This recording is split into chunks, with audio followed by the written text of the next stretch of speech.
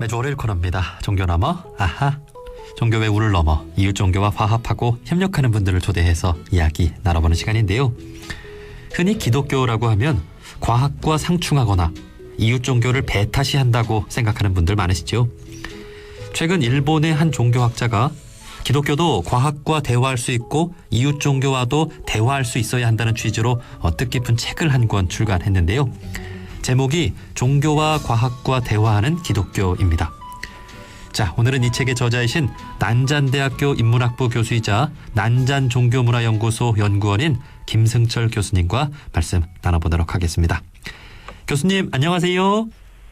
네, 오 선생님 안녕하세요. 오랜만입니다. 예, 반갑습니다.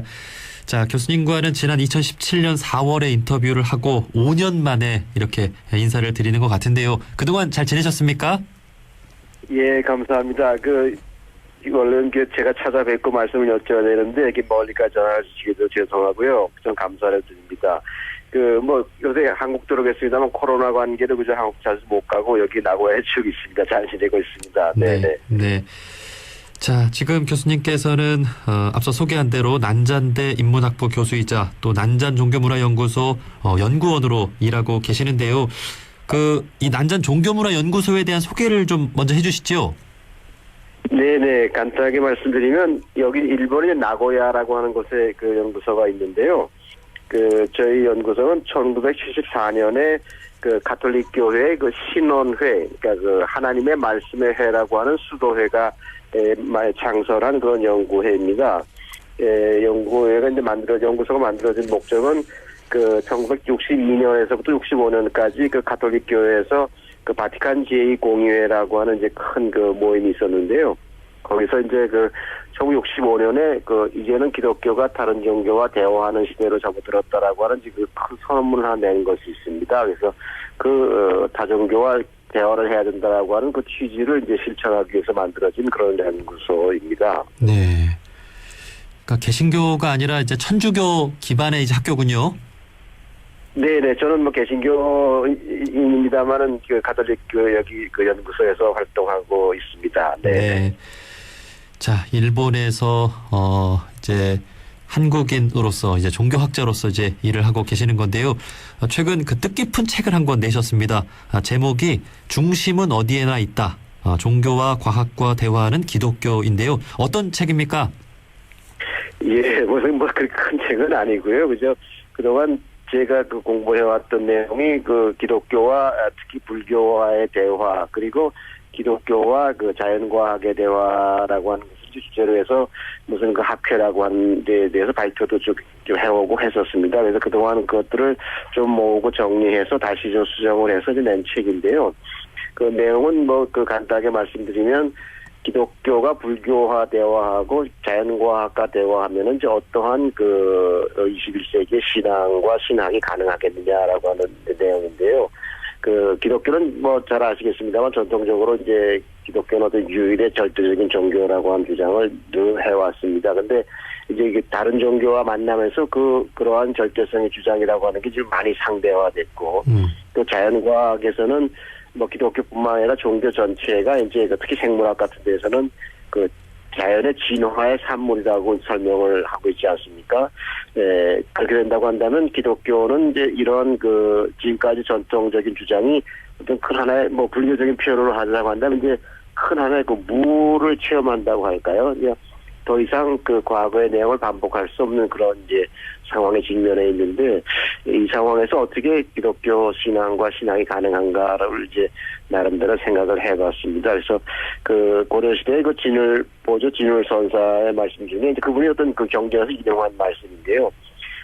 땅을 인해서 넘어진 사람은 땅을 딛고 일어나지 않으면 안 된다. 그러니까 땅을 짚지 않고 일어나는 것은 불가능하다라고 하는 그런 말씀을 인용을 하셨는데요. 그래서 기독교가 다른 종교와 만나고 자연과학과 만나서 어떤 좌절을 경험한다고 했을 때 바로 그 좌절의 장소를 딛고서 일어나지 않으면 안 된다라고 하는 게 이 책을 쓰게 된 하나의 큰 동기가 되었습니다. 네.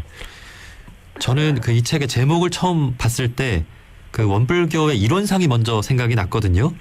이제 중심은 어디에나 있다. 이 중심은 어디에나 있다라는 것이 약간 불교적인 표현 아닐까요? 예, 맞습니다. 선생님 말씀하신 대로 제가 아까 진을 선사 말씀도 드렸습니다만 특히 이제 그 화엄불교의 그 아름다운 세계관을 표현하는 그 인드라망의 그 세계라고 있지 않습니까? 그러니까 예. 그 인드라 신의 그 하늘에 가게 되면 이제 큰 그물이 있는데 그 그물의 코에 이제 아주 그 투명한 그 진주가 달려 있어서 그 진주가 너무 투명하고 아름답기 때문에 그 그물 전체에 있는 그 진주가 하나의 그 진주 보석에 다 비친다라고 이제 그런 비유가 있는데요. 예, 저는 이제 그 비유를 생각하면서 그 책 안에서도 그 내용을 조금 언급을 했습니다만, 기독교라든지 불교라든지 뭐 여러 종교는 각자 서로의 그 상대방을 비추는 하나의 그 거울과 같은 진주와 같은 그런 이제 뜻이 아닐까 생각이 들어서요. 이제 우리의 그 신앙이라고 하는 것도 지금까지는 내 신앙이 따로 있고 다른 사람의 신앙이 이제 나와는 관계없이 저쪽 밖에 존재하고 있다고 생각했는데 사실은 내 신앙이라고 하는 것도 어떤 그 신학자의 표현을 빌리자고 한다면 하이브리드 신앙이죠. 그러니까 혼합적인 신앙이죠. 그러니까 내가 내 신앙을 이해하기 위해서는 다른 사람의 신앙을 이해하지 않으면 안 되는 그런 시대라고 할까요? 그런 것을 우리가 깨닫고 있지 않은가 생각이 들어서 그래서 중심은 어디에나 있다라고 하는 제목을 이제 찾아봤는데 사실은 이게 그 중세에서 기독교에 있는 그 이제 한 책에 있는 내용 그 표현 가운데 한 구절을 따왔었습니다. 근데 그 표현이 어떤 거냐면 그 하나님은 하나의 무한한 원인데 그 중심은 어디에나 있고 그 둘레는 어디에도 없다라고 이제 그런 그 하나의 명제라고 할까요? 그것이 있는데요. 그 명제 가운데 한 부분을 이제 따와 봤습니다. 네. 이 인드라망이라고 하는 것, 이제 불교적인 세계관을 그 비유적으로 표현한 그 그물망 같은 거잖아요. 예. 네네네. 그러니까 이 하나님께서 창조한 이 세계도 이 불교적인 관점, 이 그물망의 어떤 관점에서 바라볼 수도 있다. 그런 말씀을 해주신 것 같습니다. 자, 아무래도 일본은 그 일본 고유의 종교인 신도가 있습니다만 그 종교적인 정서는 대부분 그 불교에 가깝죠. 그렇습니다. 이제 늘 그 일본의 종교를 이제 표현할 때 흔히 하는 얘기가 일본의 인구보다도 일본의 종교인의 수가 더 많다라고 이제 표현을 하는데요. 그러니까 한 사람이 뭐 신도도 신앙을 가지고 있고 또 불교도 가지고 있고 그런 어떤 복합적이라고 할까요? 중층적이라고 이제 종교학자들은 그렇게 표현을 하는데요. 일본의 선불교, 특히 선불교와 그다음에 이제 그 정토불교 그 두 개가 이제 큰 중심을 이루고 있는 것 같습니다. 네. 자, 그렇게 일본인들 대다수는 그 불교적인 어떤 세계관 또 불교적인 정서를 갖고 있다 보니 일본의 기독교는 이제 또 불교적인 관점에서 이해할 수 있고 또 불교와 대화를 하는 것이 또 자연스러울 것 같은데요. 좀 어떻게 보고 계십니까? 예, 일본의 기독교도 이제 여러 가지 색깔이라고 할까요? 여러 가지 방향이 있다고 생각이 되는데요. 이제 선생님 말씀해 주신 것처럼 이제 불교와의 대화를 통해서 지금까지는 서양에서는 이제 알지 못했던 혹은 할 수 없었던 그런 새로운 신학을 시도하는 시도들이 많이 있습니다. 특히 일본의 야기세이치라고 하는 신약 성서학자가 계시는데요. 그분은 일본의 교토 학파라고 해서 일본이 근대화되면서 이제 일본의 불교 전통을 중심으로 해서 서양 철학을 이제 수용해서 새롭게 만들어낸 하나의 교토 학파, 그러니까 일본에 있는 도시 이름, 교토 대학의 교토 학파라고 하는 큰 철학 학파가 있는데요.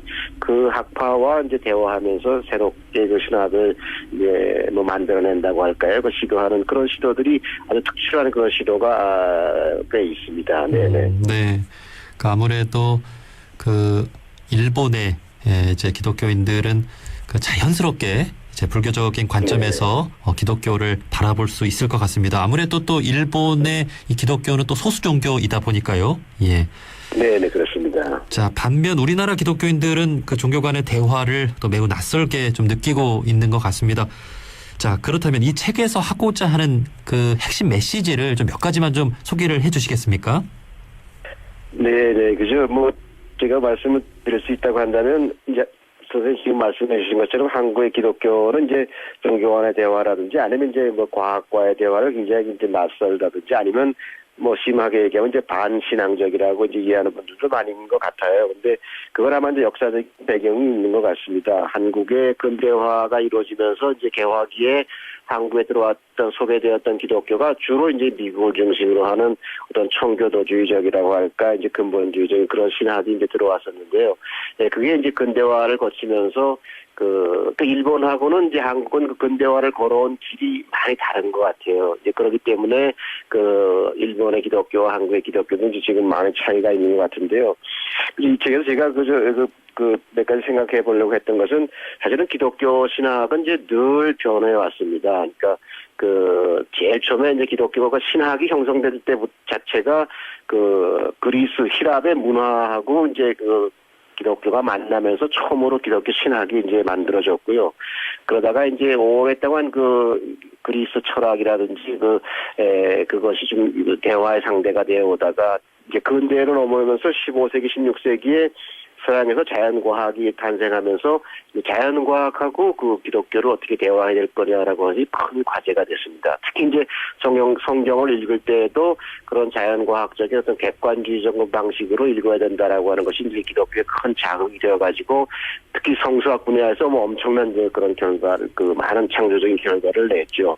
그러다가 이제 그 2차 세계대전이 끝나고 20세기로 넘어오면서 또 하나 이제 새롭게 기독교가 받아들여가지고 기독교 신앙을 새롭게 만들어야 되는 그런 과제에 직면했는데 그것이 저는 종교라고 생각합니다. 그러니까 뭐 철학과 과학과 종교 이 세 가지 큰 이제 카테고리가 그 세 가지 카테고리를 만나면서 기독교 신학이 또는 기독교 신앙이 이제 늘 변화해 왔는데요.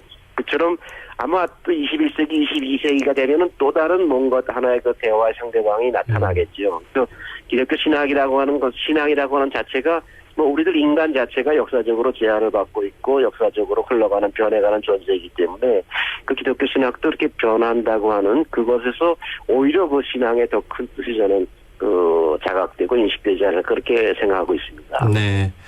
그러니까 우리나라 기독교도 이제 시대와 지역을 따라 변해온 그 기독교의 역사를 잘 통찰하면서 오늘날 그 과학과 대화하고 또 이웃 종교와 대화할 수 있는 그런 열린 마음을 좀 가지셨으면 좋겠습니다. 네. 자, 그리고 이 책에서 이제 기독교와 과학과의 대화도 강조하고 있는데요. 이 내용은 어떤 건가요? 예, 이제 많은 분들이 뭐 특히 한국에서뿐만 아니라 이제 서양에서도 과학은 이제 기독교에 대한 하나의 어떤 도전이라고 할까 이제 그런 말로 많이 표현되고 있는 걸 봐서 그 자연과학에 대해서는 이제 기독교가 어떤 알레르기 반응을 보이는 면이 많이 있는 것 같습니다. 예, 그러나 예를 들자면 유명한 영국 철학자였던 이제 알프레드 화이트헤드도 이제 그런 말을 이제 쓴 적이 있는데요. 사실은 서양에서 기독교가 탄생하는 배경 중에 하나가 기독교 신앙이 있기 때문에 가능했습니다. 무슨 말씀이냐면은 기독교 신앙에 있어서는 이제 창조주 하나님이 이 물질적인 세계를 만들었고 따라서 이 물질 세계에는 하나님의 어떤 창조의 법칙이 이제 숨겨져 있다라고 이제 생각을 했거든요.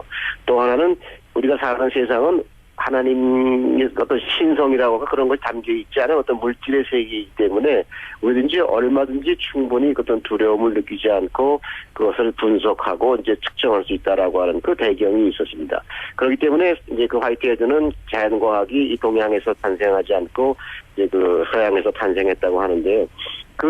기독교를 하나의 모태로 해가지고 태어난 자연과학이 이제는 기독교의 이제 존재 자체를 부전을 부인한다고 표현보다는 기독교 자체도 자연과학적으로 설명할 수 있다라고 이제 주장을 하고 있는 것 같습니다. 아까 말씀드렸지만 이제 특히 생물학 분야에서는 우리나라에서도 리차드 도킨스라든지 이런 분들은 이제 생물학이 많이 이제 소개가 됐다고 생각되는데요. 기독교 자체도 자연과학적으로 설명할 수 있다. 그 얘기는 기독교를 자연과학적으로 새롭게 해석할 수 있는 가능성이 오히려 기독교 신앙 속에 있다라고 저는 생각이 들어서요. 기독교가 자연과학과 대화하는 것은 하나의 선택의 문제가 아니라 아니면 아주 기피해야 될 그런 문제가 아니라 그건 기독교 신앙을 이해하기 위해서라도 반드시 대화해야 되지 않을까 저는 그렇게 생각하고 있습니다. 네. 이 종교라고 하는 것도 당연히 과학적으로 이해되어야 하고 설명될 수 있어야 하고 당연히 그런 것이죠. 예. 네네네. 자, 이렇게 책에 대한 이야기를 나눠봤고요. 자, 이렇게 인터뷰를 하게 된 김에 이제 한일 관계에 대한 이야기도 좀 나눠보고 싶습니다. 이제 일본에 계신 또 이제 한국의 학자시니까요. 자, 벌써 3년 정도가 된 것 같습니다. 일본의 수출 규제로 인해 이제 한국에서 일본 제품 불매 운동이 또 있기도 했는데 지금은 그 일본 내 그 한국에 대한 정서가 좀 어떻다고 느끼십니까? 글쎄요, 저는 뭐 그 정치 분야라든지 그런 분야는 이제 문외하기 때문에 잘 모릅니다만, 그래서 제가 여기서 한 21년, 22년 정도 살면서 이제 이제 어려움없이 느끼고 있는 것은 아마 이제 정치적인 어떤 그런 성향이라든지 정치적인 변동에 따라서 많은 이제 그 추이는 있는 것 같아요. 그러니까 내가 처음에 왔을 때는 이제 특히 뭐 한류 바람이라고 할까요? 그 한국의 드라마라든지 이런 것이 많이 한국에 소개되어서 굉장히 이제 분위기가 한국 우호적인 분위기였었는데 그 후에 이제 여러 가지 정치적인 그 변화 등으로 인해서 이제 많은 그 변화는 있었던 것 같습니다. 그러나 이제 제가 생각할 때는 그 어떤 한국과 일본이라고 하는 걸 추상적으로 하나의 단위로 보기는 참 어려울 것 같아요. 그러니까 한국 사람이 일본을 어떻게 생각하는지, 일본 사람이 한국을 어떻게 생각하냐고 하는 것이 더 피부에 와닿고 또 현실적인 것이 아닐까 생각이 드는데, 주위에는 그 한국을 서로 이해하고 어떤 그런 그 뭐 시민의 어떤 단위라고 할까요? 그런 차원에서의 교류를 희망하고 또 그것이 필요하다고 느끼는 분들도 많이 있을 것 같습니다. 그래서 그저 저희들이 가까이에서 할 수 있는 범위 내에서 서로 이해하고 또 서로 자주 무조건 만나야 될 것 같아요. 그래서 서로 그 대화를 하고 하는 노력이 좀 필요하지 않을까 그렇게 생각하고 있습니다. 네. 우리 한국인들도 마찬가지겠죠. 일부 정치적인 문제 또 역사적인 문제를 제외하고는 일본과 얼마든지 교류하고 또 함께 미래를 열어갈 수 있어야 한다라고 생각들을 하실 겁니다. 예. 네. 자, 이런 것들을 우리 종교계와 또 일반 시민들이 함께 좀 폭넓게 교류하면서 이런 것들도 풀어나갔으면 좋겠습니다. 네. 자, 이제 우리 한국에서는 새 정부도 이제 들어서게 됐습니다. 앞으로 한일 관계 회복을 또 중요하게 여기고 있는데요. 잘 풀릴 수 있겠죠? 예, 저도 잘 풀리기를 기대하고 또 그렇게 기도하고 있습니다. 예, 잘 되겠죠. 네. 예, 고맙습니다. 이제 교수님께서도 고맙습니다. 일본 현지에서 앞으로 많은 역할을 또 해주시면 좋겠습니다. 예, 감사합니다. 자, 일본 난잔대학교 인문학부 교수이자 난잔종교문화연구소 연구원인 김승철 교수님과 오늘 말씀 나눠봤습니다. 오늘 말씀 고맙습니다. 예, 선생님 감사합니다. 예, 감사합니다.